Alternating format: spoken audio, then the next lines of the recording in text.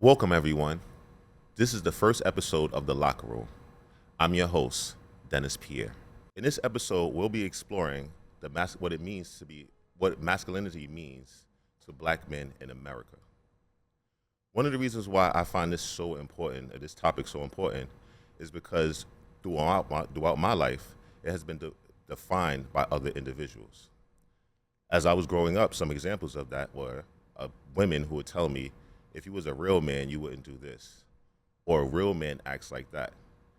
And it made me think, well, how do you know what a real man is if you're not a man, or if you haven't been raised by a man yourself?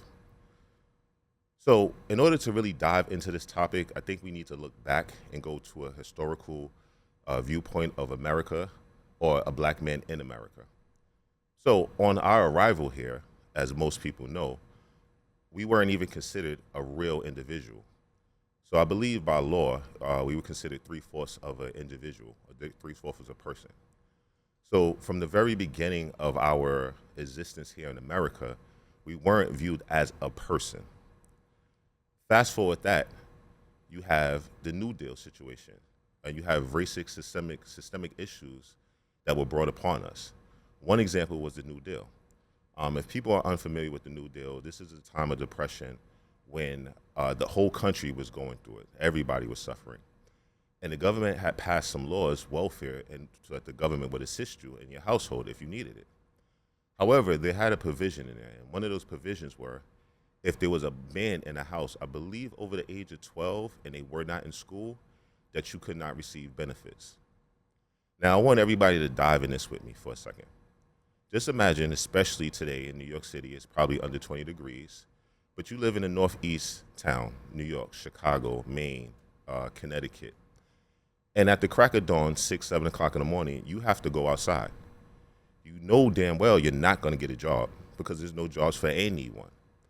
And there's no cell phones, there's no beepers, there's no pages at this time. So if the welfare woman or man decides to come, let's say 11 o'clock, 10 o'clock, your wife can't call you to come home.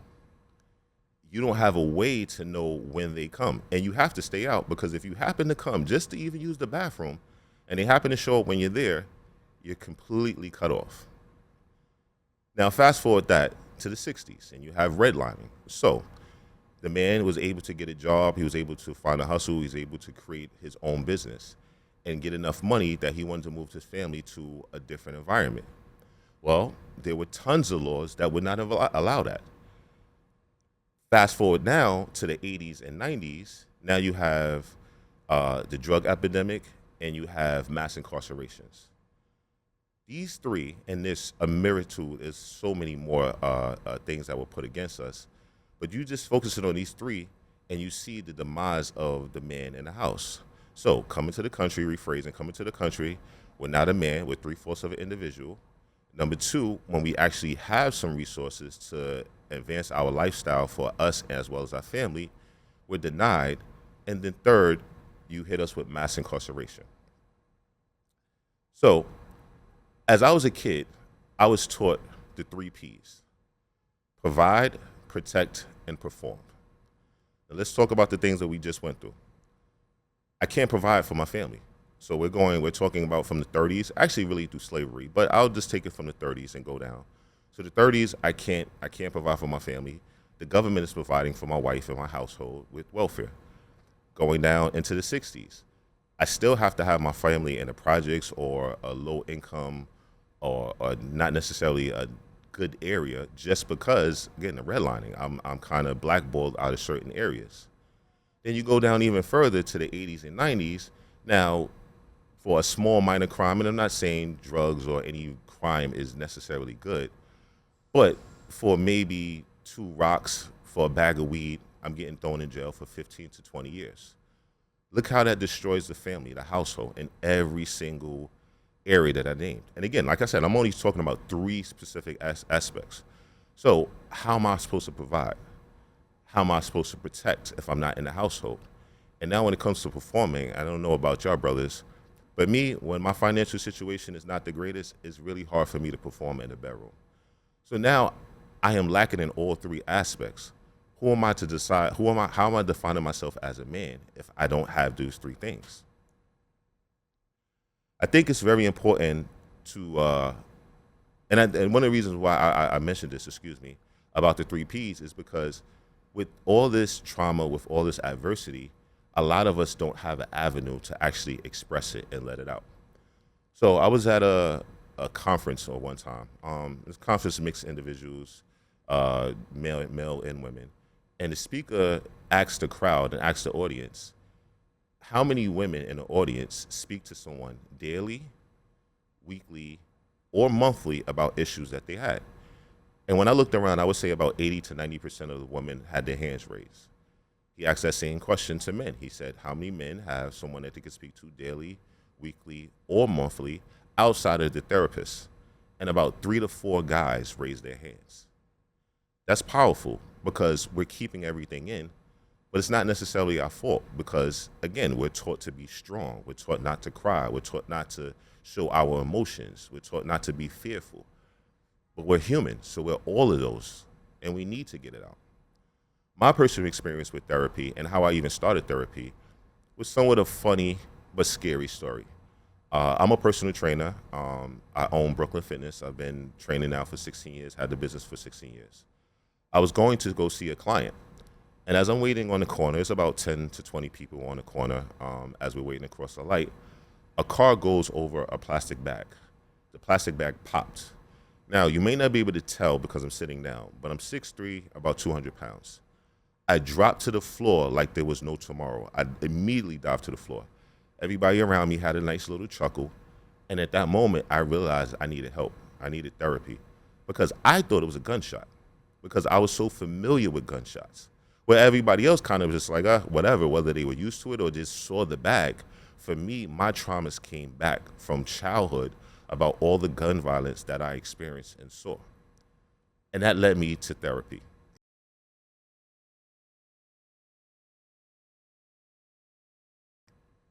Now, in our community, well, America, but in particularly the black community, therapy is not really looked upon in a good manner. Um, Still single, but not on the dating sites anymore.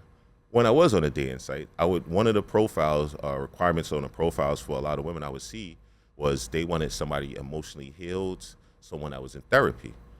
And even when I talked to guys, they would just shun from it. And I dived into that. And one of the reasons why I think people don't really look into why black men in particular don't necessarily like therapy is because our first introduction to it is normally not good.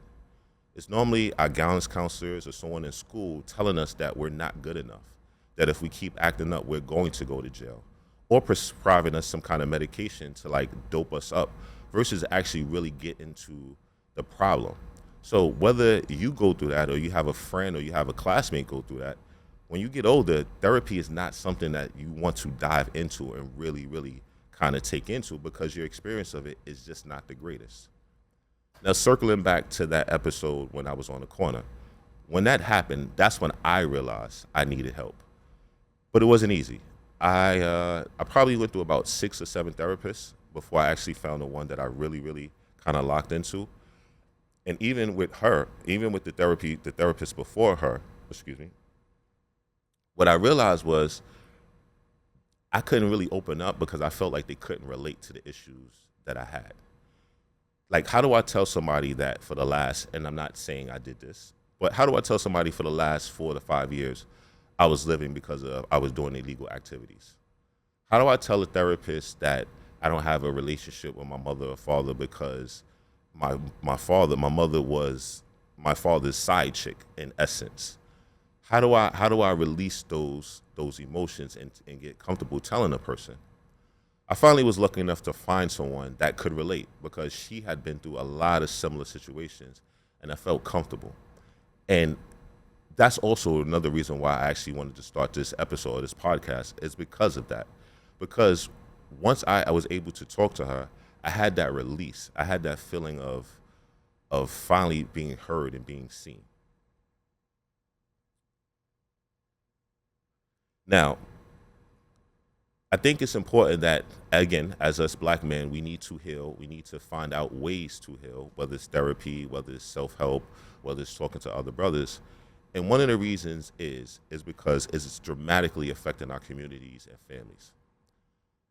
Statistics show that 7 out of 10 families, black homes, are raised by a single woman. Now, I don't just think that statistic is all about the guys not trying to be there. Again, I named so many different things that actually kept the man out the household. But me, myself, when I was growing up, I literally know 3 friends of mine who were raised with their father and mother.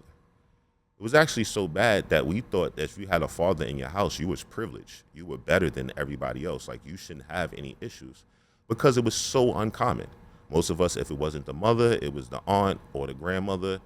And unfortunately, a lot of us was raised by the state or the city or the government in group homes, in juvenile, going forth onto jail. My personal experience, 5 of my 6 brothers were incarcerated the majority of my life. When I calculated altogether the jail time that they did, I came up with a total of 76 human years that my brothers spent in jail for a ton of minor crimes. None of them was kingpins, none of them was murderers, terrorists, anything like that. It was just small, minor infractions because of lack of opportunity in the neighborhoods that they got caught up in the system. With all these different things, the expectation of us as black men still kind of remains the same to provide, protect, and perform.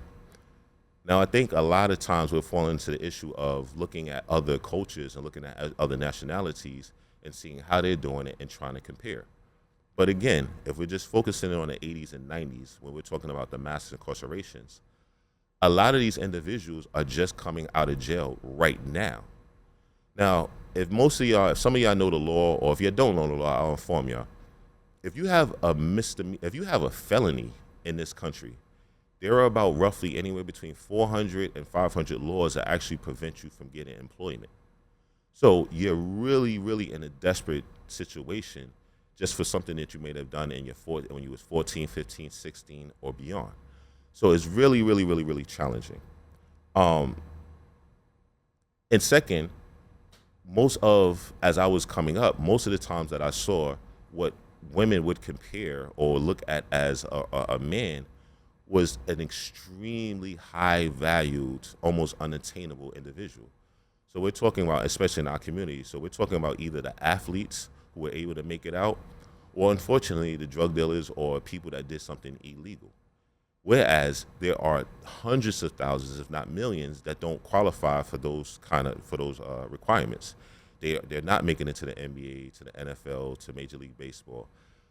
If you do decide to do something illegal, you may have a 2 to 3 year run. I don't think people realize how short that run is before you actually get locked up or caught up. So with all those different things put into the place, where is there an example of a good man? Where is there an example of someone showing you how to be a good man or a role model?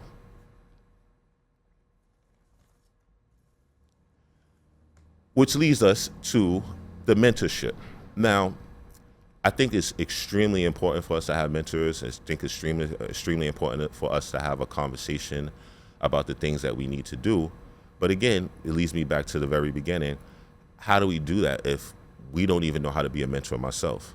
So a lot of individuals have looked to me, and I found that to be really tricky when they call me a mentor, because I myself don't even think I got life together. I'm still figuring this out day by day, and I'm 46. So it seems weird to me to instruct someone on how for them to live life when I'm still learning myself.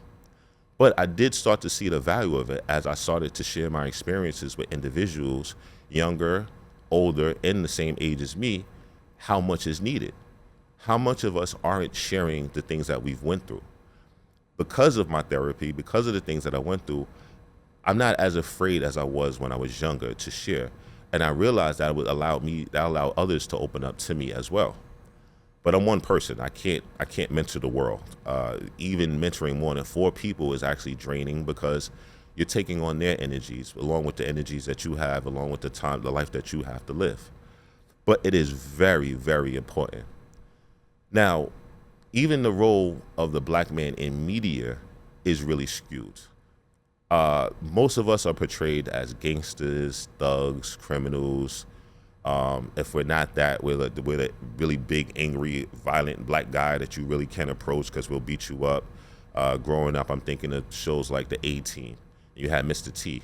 And Mr. T, while, just like me, I love jewelry, love gold, he was the non-approachable, angry black man. You couldn't talk to him. And even to get on the plane, you had to drug him up. He just was super, super unapproachable.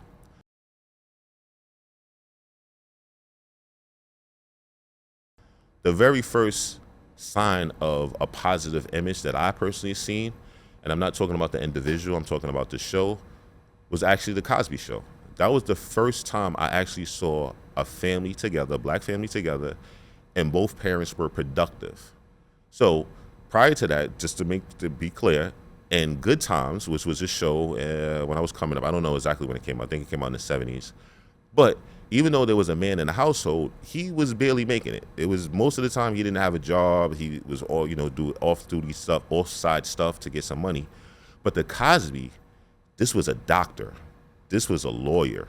This was a family that had a house. That was the first time I saw it, even though I couldn't relate to it. Moving forward, they came out with a show called The Different World. And that really also helps change my life because this is the first time outside of sports that I felt college was a possibility. This is the first time that I've seen black people that weren't extremely uber rich or didn't come from a athlete background that actually made it to school and were having fun. Now, this was when I was about 16 when I came up with the idea of, I can actually do this. I know my other counterparts, they're planning for school at the age of 10, 11, 12, where they're going to do, where they're going to be, what they're going to do. That's just not the case with us. So based on these images from TV, again, added to all the laws and added to all the things that were put against us, growing up, you're looking at all these negative things to do. You're looking at it and saying, hey, it's okay to be a drug dealer. Hey, it's okay to rob people. Hey, it's okay to steal. Hey, it's okay to have 4 to 5 different baby mothers and not taking care of your kids. It's okay to do all these things because every single thing that we're seeing in media, and I'm not even getting into music and rap. I don't want to turn y'all all off if you happen to listen to rap. But that's another one because I was kind of raised on that. Like I said, my mother did the best thing did the best job she could, but she had to work. And my father didn't live with me. He lived in Queens. He was around to a certain degree, but wasn't there all the way. So a lot of my upbringing came from the music and entertainment that I listened to. And because I thought it was okay, all these people talked about the things I talked about, the drugs, the stealing, the pimping, and so forth and so on. I thought that was totally fine. I thought that was the thing. When I was coming up, there was an expression, at least you don't work for the white man, which meant it was okay to be illegal, which is totally not the case. Now, how do we move forward? I think there are so many pressures and there's so many things that are against us from the past and to currently. I think all of us need to find the strength to first try to heal individually. I would love to do it as a collective, but I still don't have faith in this country. I'm not leaving the country, but I just don't have faith that the country will give us the support and the avenues that's needed. So we have to do it from an individual standpoint first. When I found I started working on myself from an individual standpoint, I started realizing that the people's energies start gravitating to me. So people that were similar, people that went through similar processes as me, that wanted better change, that wanted change and a better life, it became easier to find them. It became easier to build with them. And again, this is what the locker room is all about, to bring that community, to bring that energy of brothers, to talk, to work things out, and to see how we can go forward and making a better future, not for only us, but for our kids and family. Also, we have to, I think, we have to also go back and take on education. And when I say education, I don't mean that from a secular level. They're still teaching Christopher Columbus discovered America. I'm not really sure how somebody could discover something when somebody's here already, but that's what they're teaching. The only person that I know of that's black and I guess positive that you talk about is Martin Luther King. And if you didn't know anything better, and I think we just had his holiday last Monday, and if you didn't know anything, you would think that was the only person. Martin Luther King, Harriet Tubman, and maybe Rosa Parks. But there are so many other individuals that made a dramatic change on the black community that helped out. W.E. Du Bois, Malcolm X, I'm forgetting his name. It's going to come back to me, but we'll skip that. We'll come back I'll get back to him. It's so many individuals that help, and I think it's important that we actually learn to educate ourselves.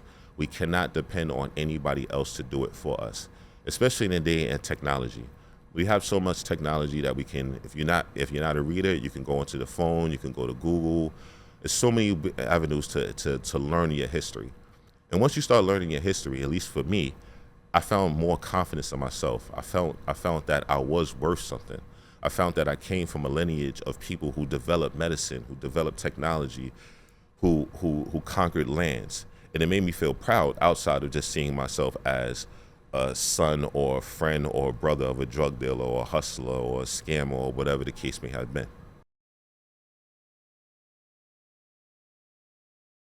In conclusion, I think in defining what it is to be a black man, it is so much different, and we cannot look at it through the lens of other cultures and other people. To be a black man is so much different. It's so difficult. Literally, we're at the bottom. I feel we're at the bottom of the totem pole. I've had the fortune of being able to travel the world, going a lot of places, and I tell my friends, family, and just associates, the only time I actually feel like a citizen is when I'm outside of this country. When I'm here, I'm a black man first, or the N-word, which I don't want to use, and then I'm American. When I leave and go somewhere else, I'm American first, and then I'm black, which makes a huge difference. That's the only time that I felt like something.